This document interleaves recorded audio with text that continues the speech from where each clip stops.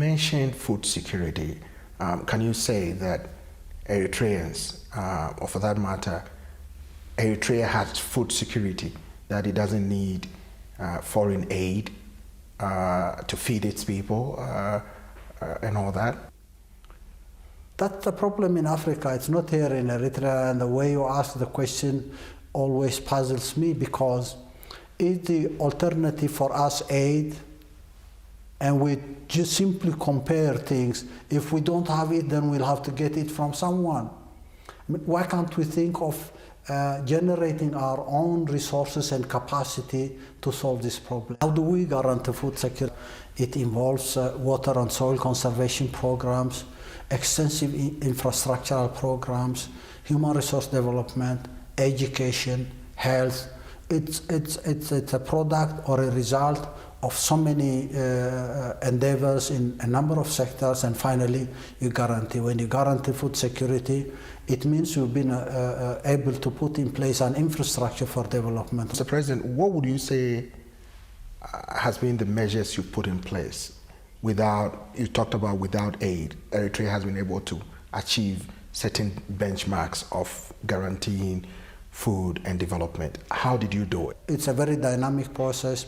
It takes time, but you need to know the basics. The basics are mobilizing the population, preparing them at least morally and emotionally, and finally developing the skills and the capability to implement and make the program successful. Let's go back to the starting of Eritrea, where you led your people to independence and all that. Your critics say that you had ideals and you rallied the people around you to achieve Eritrea's independence. They talked about the ideals of Eritreans expressing themselves without any fear of retribution, the Eritrea's constitution, Eritreans participating in the governance of their people. Some of them are saying, the critics say, some of those ideals seem to have been lost. What is your reaction to statements like that? It's not anyone having ideals about something. I mean, we are human beings. Anyone coming and telling that, I would say, it's an insult to my intelligence. I am a product of the process I lived, and I have developed my own thinking in this practical process, in that environment.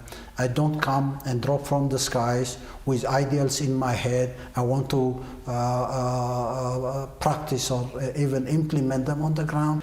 And these are stereotypes for people who live in the unreal world, who think that other people don't have heads, they don't think, they come up with emotions, they have certain stereotypes, they categorize you in one or the other group. It's not as simple as that. It's more complex than that. And any human being is a product of his process. I'm a product of this process. Every citizen in this country is a product of this process. Ultimately, what brings us together is the collective experience we have had, the shared values that we have developed over a very long period of time. It's not someone preacher coming from outside and telling us something that he has in his mind and we follow. China versus Europe. You know, for us, we are polite people. We don't lecture people. It is the Europeans who have got the bad habit of lecturing. An experienced man like me, you find I'm getting lectures from novices. If you look at our democracy, it is one of the most advanced. We have got so many elections. Now we are having elections for youth, for women, for disabled people. You don't have those in your country. So I can say that your democracy is shallow, but that's your own business. We don't want to impose it on other people. So if the other people could also be a bit polite and just know that we know what we are doing, it will be good for everybody. Do you by now prefer other governments like the Chinese or some Arabic countries over the Europeans because they are lecturing less and they just do stuff? We don't prefer, but they don't waste our time, for sure, that's for sure. They don't waste our time, because to have somebody telling me something which I know better, and out of politeness I need to listen, to talk, to answer, instead of saying, go to hell, and I walk out. Of course, we waste a lot of time. The Chinese waste less of our time, for sure. They come on business, a road, a factory, to buy something. Management of our affairs is ours. They don't interfere in ours, we don't interfere in theirs. As you're such an experienced leader, if you look throughout the last years, maybe even decades, do you see that there is some sort of change, that the role of China in Africa, not only in Uganda but in Africa, is growing, and that Western powers, the Europeans, the Americans, are rather disappearing? Or how do you observe the situation? The problem we have is superficiality. Do you have that word in English? Superficial. The Western political leaders and thinkers are very superficial. It's just really tiresome, very superficial. You see, when the communists, I can give you some little history. I will not charge you. I will not charge you money. This is for free. Thank you very much. When the communists took over China in 1949, we were colonies. The whole of Africa was colonies. Not colonies of China or Russia, colonies of Europeans. Europeans are the ones who had colonized us. So when Mao Zedong took over in 1949, immediately he gave us support to kick your cousins out. For you, the Germans, you had already been kicked out by your cousins, but your cousins were still here. So Mao Zedong, we shall never forget Mao Zedong, because he gave us support immediately. In 1917, when Lenin took over Russia, again we got support from the communists. The first African liberation movement was formed in 1911. Was it 11 or 12? This is the ANC of South Africa. So when the communists take over Russia, they support us. Support us against who? Against Europeans. Who had done what? Who had colonized our country. And who had ravaged Africa with slave trade for centuries. And that's how we kick out the Europeans.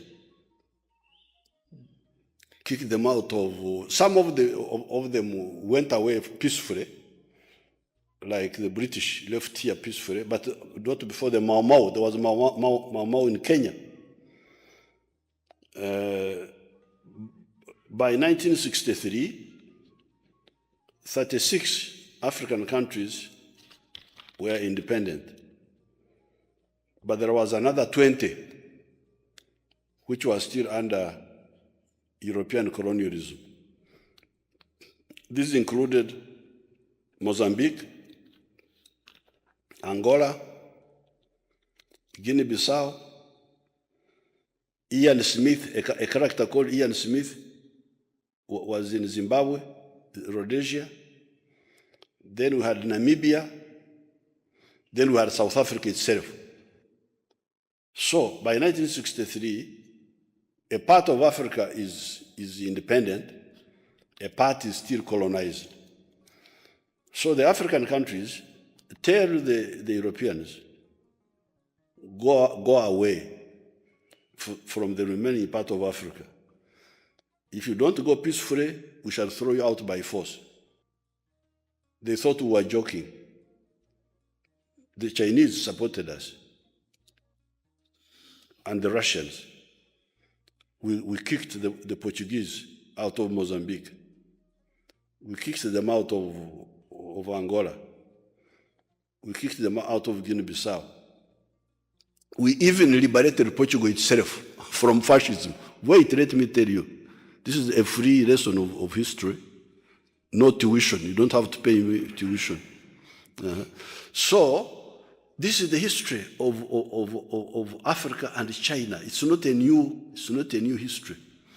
Even when China was still very low in terms of economic development, but because of ideological, so they supported us. So you say China? Just hold on. So now that China has become a richer country, they have now upscaled their Mr. Four. Zhao Enlai, the Prime Minister of China that time, visited Tanzania, your former colony, and pledged to build a railway line from Tanzania up to Zambia. It was called Tazara. And they built it. They built it. They were still backward economically. They were not very, very, very rich, but they built it, the Chinese. The Tazara Railway, officially known as the Tanzania-Zambia Railway Authority, is a significant infrastructure project between landlocked Zambia and the port of Dar es Salaam in Tanzania. The railway spans approximately 1860 kilometers and remains a major symbol of Sino-African cooperation. So now that they are much richer, they are upscaling our cooperation with them, which was originally political, diplomatic. Of course, we were also supporting China in the UN because the Western countries had kept China out of the UN, out of the Security Council. So we were supporting them to come to the Security Council. So therefore, the cooperation between China and even Russia with Africa is not new at all. It is historical. It started with the anti-colonial struggle. Now it has blossomed into economic cooperation. But you hear the question you're asking. It means you don't know the history of Africa. You don't know that we have been working with the Chinese all this time. You think that we have just started. We haven't. So, but when I understand you right, you feel like China in some way is a more sincere partner than the Europeans. They have been better friends in the past. At least for now. At least for now. They may change also. They may change and become parasitic. But for now, they have been sincere because they were helping us, even when we were not giving them anything in return that time. But I think maybe they were hoping for friends, and we are now friends. Because some would say the Chinese are now the new colonial rulers and they exploit Africa for their own purpose. No, not at all. If they become that, then they will be hated like you people. You were hated. We had to throw you out. If they become that, and that's why we need to strengthen. It's true. The Chinese can change. They can become also another another hegemonic power. That's why we need to strengthen ourselves to build a united Africa, to build the common market of Africa, to build even the political integration of Africa, of some parts of Africa, so that Africa is not a low-pressure area, an area where there is a vacuum of power We need power here. I'm a bit surprised that you're so critical about the West, the Europeans and the Americans. I mean, nonetheless, they give billions of euro to Uganda, billions of dollars, if I'm not mistaken. So isn't that something that should be appreciated? Are you a Christian? Yes? Have you heard of the story of Esau? Sure, you're going to tell me. There is Esau, the one who sold his birthright in exchange for food. I'm not Esau to sell my birthright in exchange for food. Esau was a brother of Jacob, and he sold his birthright for food. You show him the quotation in the Bible about Esau. It will help him. It's a nice metaphor. Jacob capitalized on Esau's extreme hunger by offering him stew in exchange for Esau's birthright blessing. Esau, driven by hunger and emotion, agreed to the deal without considering the long-term consequences. Genesis 25:33. Jacob said, "Swear to me as of this day." So he swore to him and sold his birthright to Jacob.